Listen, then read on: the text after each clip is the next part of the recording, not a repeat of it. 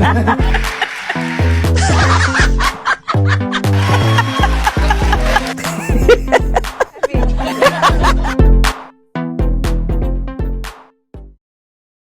are the lingua franca of the internet, a shared language that, no matter where you are from, allows you to grasp the joke in an image or video that you are shown. Whether you are seeing a Brazilian meme or a Chinese one, the message is often understood. Memes have become an integral part of our internet culture, serving both as a form of entertainment and a means of social commentary. In the early days of the internet, meme cycles were characterized by a slower, more deliberate pace. Memes often originated in niche communities like forums, image boards, and early social media platforms such as MySpace or the early days of Facebook. Later came sites like Twitter and Tumblr that had their own insular meme communities. These spaces were similar and connected to the broader public discourse. As a result, memes took time to gain traction, often remaining within a specific subculture for weeks or even months before breaking into the mainstream. The life cycle of these memes was long, with many becoming enduring cultural touchstones. For example, Rickrolling, a meme that originated in 2007, persisted for years, with new variations and references continuing to emerge long after the initial trend had peaked. This longevity was possible because the internet of that era allowed for more gradual, organic spread of content. Memes were shared, remixed, and adapted slowly, giving them time to evolve and embed themselves into the collective consciousness. In contrast, today's meme cycles are marked by a frenetic pace, driven by the immediacy of platforms like Twitter, but especially TikTok. These platforms are designed for rapid consumption and sharing, enabling content to go viral in a matter of hours or even minutes. Take the It's Corn trend from 2022. What began as a simple interview by Recess Therapy with a corn-loving kid exploded all across TikTok, spawning countless of remixes, inspired merchandise, and then largely faded from the cultural conversation all within a few weeks. This accelerated life cycle has become the new normal. A meme can emerge, peak, and decline, while the old internet was still deciding whether something was worth sharing. On July 21, 2024, the President of the United States, Joe Biden, announced his withdrawal from the race for re-election. This unexpected decision came after months of speculation about his fitness for another term, particularly following a series of public appearances that raised concern among Democrats. Biden's departure from the race opened the door for Vice President Kamala Harris to step in to the spotlight. In a whirlwind 2 weeks, Harris went from being Biden's running mate to securing the Democratic nomination for president. This rapid transition marks a historic moment in American politics. Harris is poised to become the first woman of color to lead a major party ticket in a presidential election. The Democratic Party rallied quickly around Harris, with key figures like Biden offering their endorsements and support. As Harris takes center stage, she faces the monumental task of unifying the Democratic Party while crafting a vision for America's future. And as she prepares to face off against the Republican nominee, former President Donald Trump, every choice will be scrutinized. This unexpected turn of events has reshaped the 2024 election landscape. It presents both opportunities and challenges for the Democratic Party. Can Harris energize the base and attract new voters?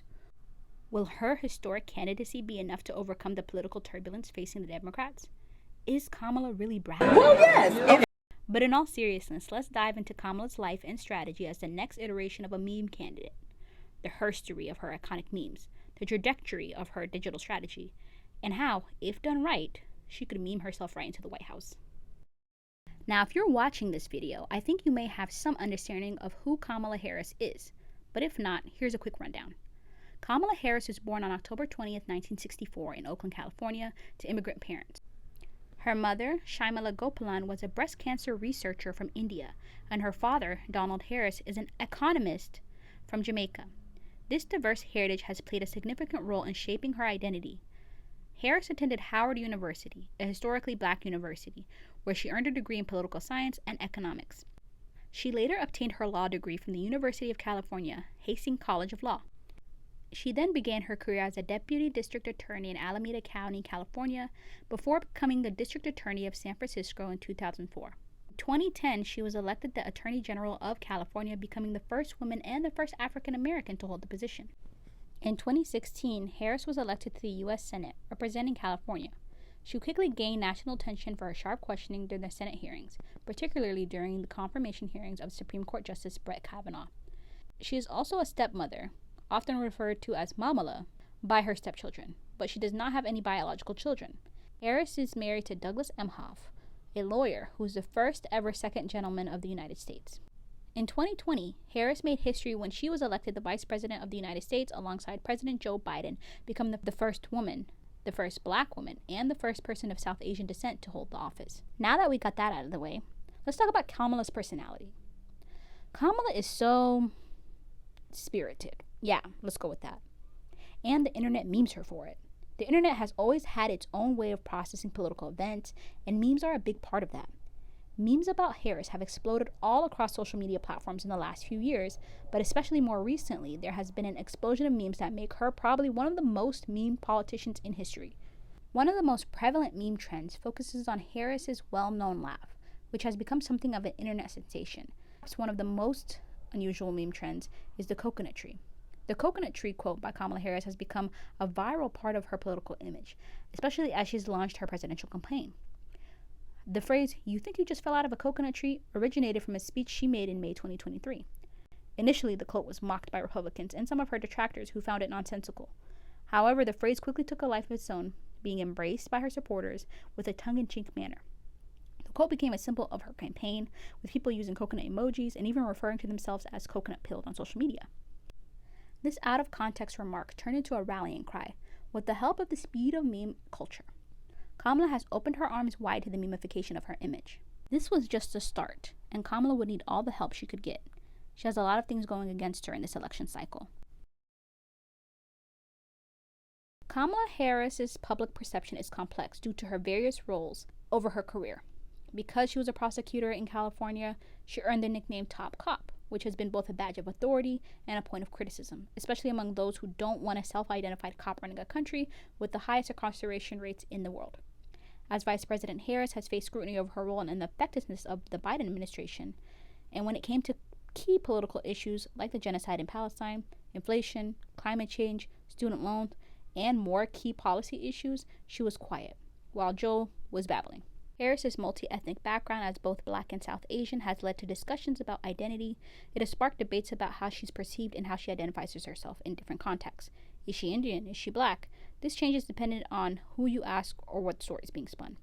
Her status as a childless woman in high office has also been a topic of discussion, challenging traditional notions of family and politics and sparking conversations about societal expectations for women, especially in office. Seeing that that was the perception, Kamala decided to do something.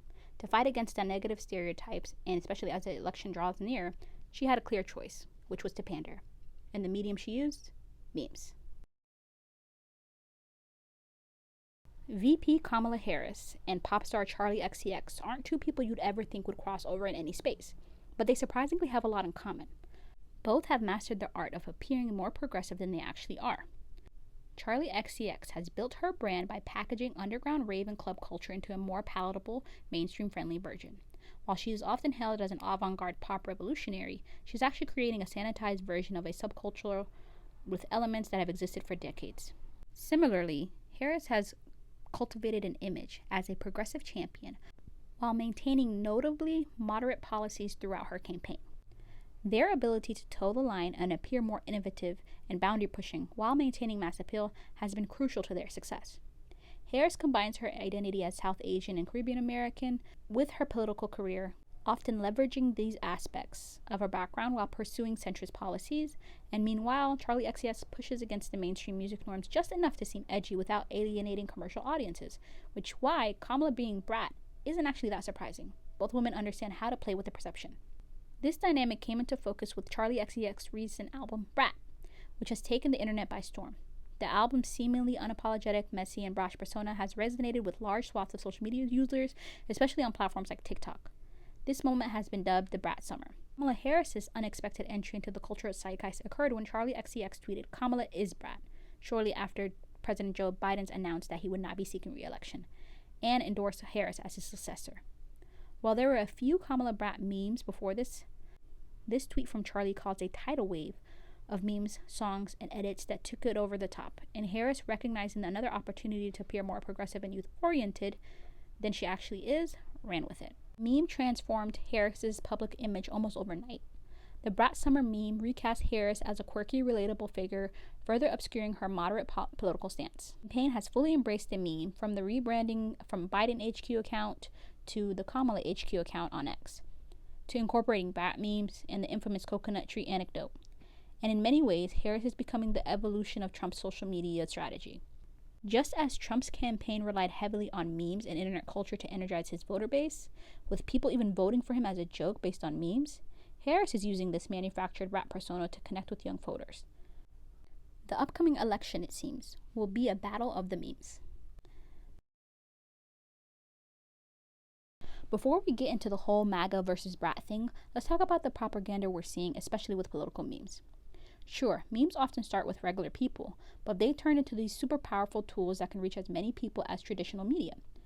At first, it seems like memes were just a funny form of media, made for laughs. But we can't ignore how they've shaped what people think and how they talk about politics.